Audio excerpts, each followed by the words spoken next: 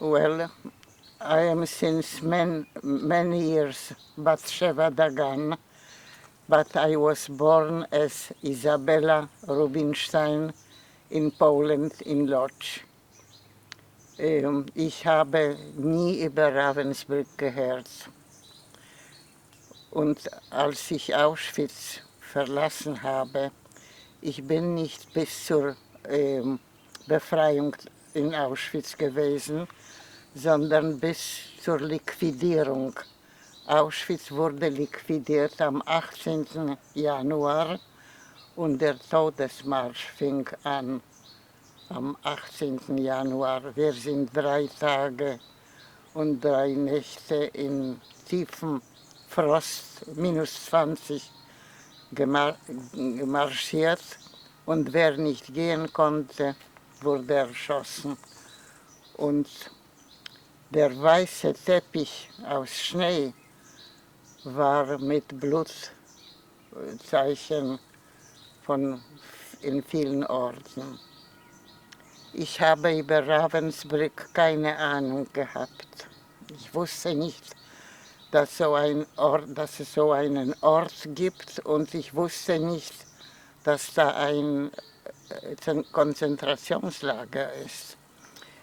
Wir sind mit einer Bahn gekommen in offenen Kohl- und Viehwagen, eine neben der anderen, so wie Sardinen. Und ich habe nicht gewusst, dass da es einen See gibt, denn das Wasser war eingefroren und wir sind auf dem See marschiert. So bin ich gekommen und das Erste, was ich wissen wollte, ob es da ein Krematorium gibt. Und ich habe das Krematorium nicht gesehen, denn man hat ein Zelt aufgebaut und wir sind sehr eng, eine in der Schoß der anderen gesessen, so mit gespreizten Füßen, denn es war kein Platz. Und und es waren auch keine Arbeitsstellen. Wir konnten nichts tun und dann hat man sich entschlossen, man soll uns rausschleppen nach Malchow. Und da war ich einen Monat unter sehr schlechten Bedingungen. Waschen, da konnte man nur träumen, sich waschen zu können.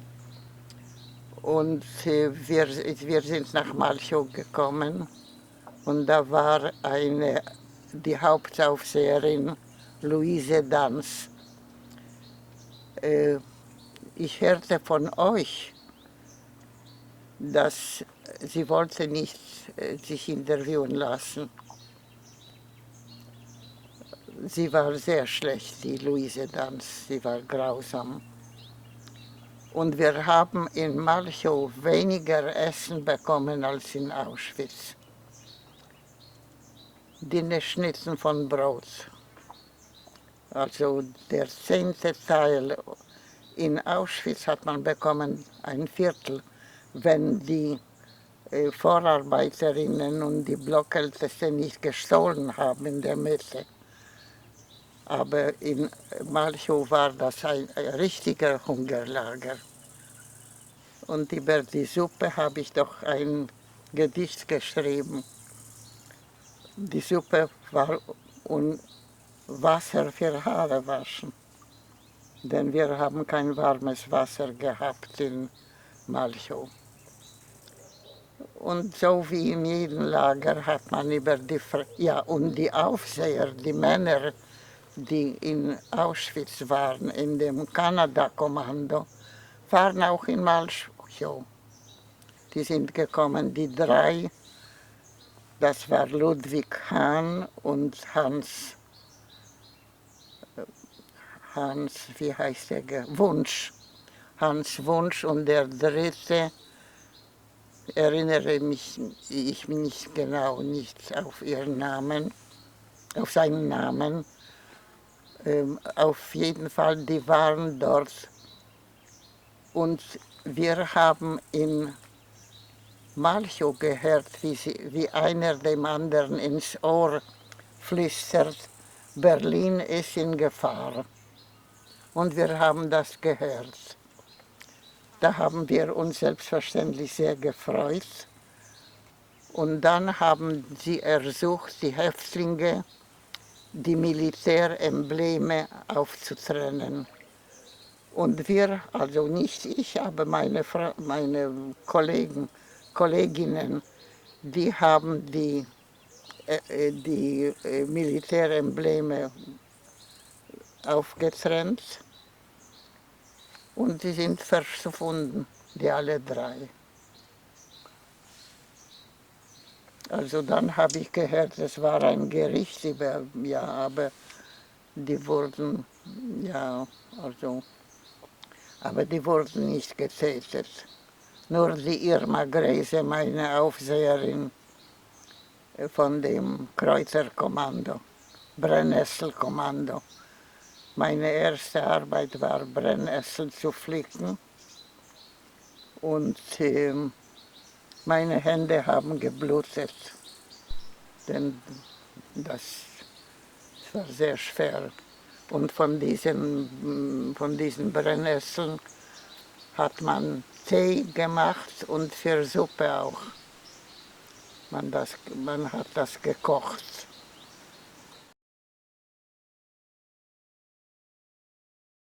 Last year I had a very special experience. There was a Generationenforum. This is the German name of the event, and people, youngsters and adults from many countries came together, and the performance took place in nature, and the trees were the decoration. I will never forget it. It was a special atmosphere, and the sun was shining, and many people around us. And the youngsters performed different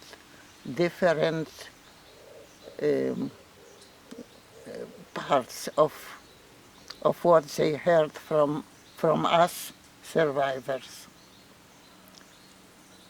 And this was expressed in body movement, in song, in recitation, and what else? And in sound, of course. I remember that the reaction of the people who were present were enchanted and moved. How is it possible that you youngsters who did not survive this terrible hell, they could express and live our lives? I carried this experience and I told everybody in Israel, and also when I came, I was in Dublin. In Dublin I was later, yeah. So I also shared my experience everywhere I could, because it was very special. And I was wondering, is it possible to repeat such experience? So if I heard that there will be another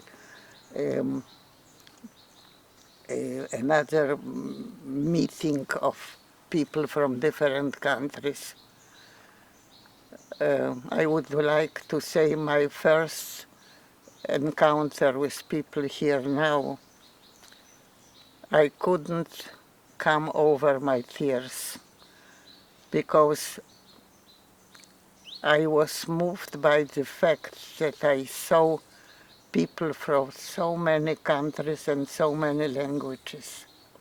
And English was our common language. you know, it was a fulfillment of a dream from then, when I wanted to tell the world. And my vow was in Auschwitz, if I survive, I will tell the world, and this is what I am doing. But don't think that the only occupation is Shoah, is the Holocaust. I have a profession. I am a child psychologist. I was a teacher's trainer in a teacher's college in Israel. So, and I educated teachers to work with children, and also psychologists, young psychologists who chose to work with young children. So this was, and now when I retired, I decided that this is the time I have to dedicate my time to the topic. And I was 3 years in London. I was emissary of the Jewish Agency. And there in London I wrote my first 2 books for children because they didn't know what to say. And they asked me to help them. So my first book was What Happened in the Shoah, a story in rhyme for children who wish to know. And I warned the kindergarten teachers, they don't have to force children to listen. If children don't want, they don't have to. And I even tried to invite a rabbiner in London, and parents, and one mother said, I don't want that my son will know the subject. So I said, it is your choice, you must not come. You can come, but you must not. And she didn't come. So all the rest was there, and it lasts 3 minutes, the whole. We lit candles, and a set tune of music accompanied the ceremony. A 3 minutes ceremony for very young children. I didn't want to tell any stories, only that the children learn that candles are also candles of sadness. And this is how I began in London, and then comes the second book, Chica the Dog in the Ghetto. And this book really runs through the world till now. Yeah. I have to tell you, I have 2 sons. One son is very religious, and he has 9 children. And Yaniv, who is here with me, is the only son. But he is my second soul, so he accompanies me. I think he is now here the 4th time. And he is interested and is helping me when I am writing something. He is a very good writer in Hebrew.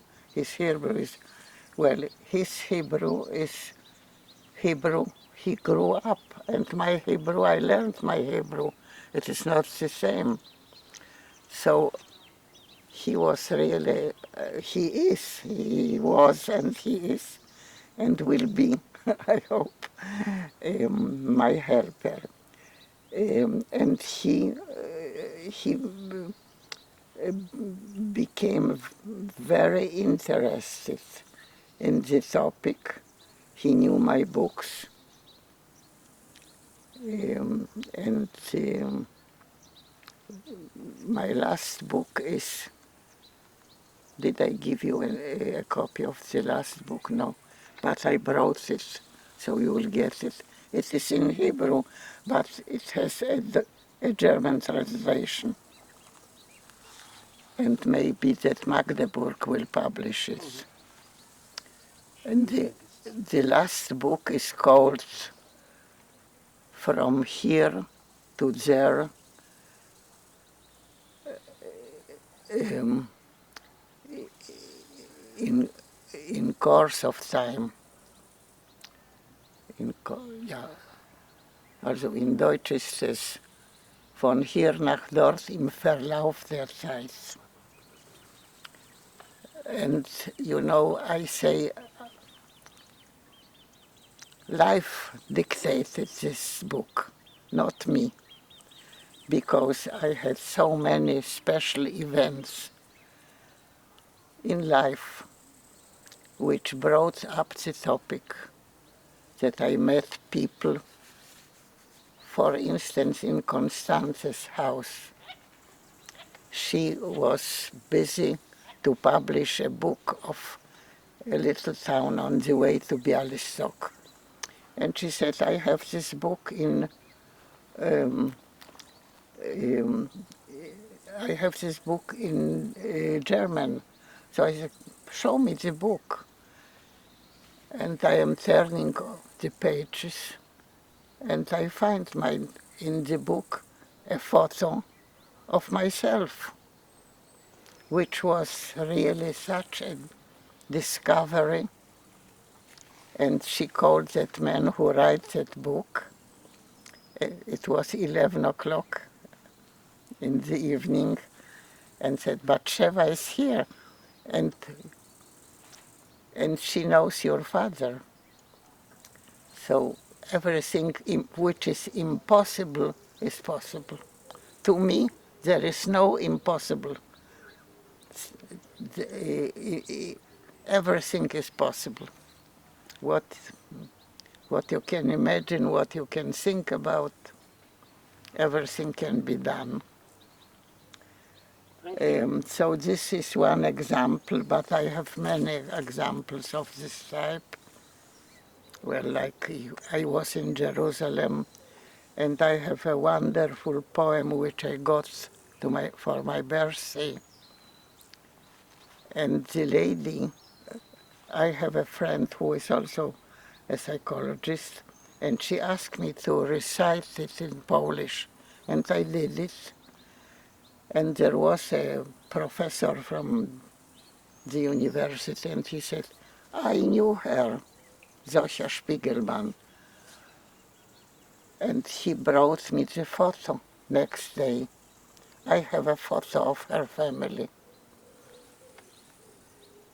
So what is impossible is possible, everything. I would never think I will find a photo of Zosia.